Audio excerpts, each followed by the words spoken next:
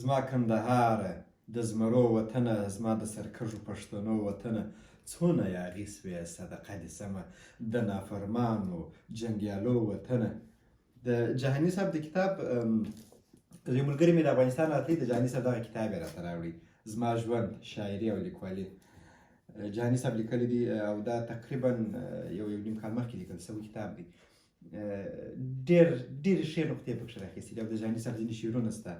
د شعرو کتاب نه دی خو د فکر خاطراتو د ملي سرود په اړه چې څنګه ولیکل څه وسول څنګه افتتاح شو ملي سرود خپله جهاني صاحب شعر او نور څه یې پکښې لیکلي دي.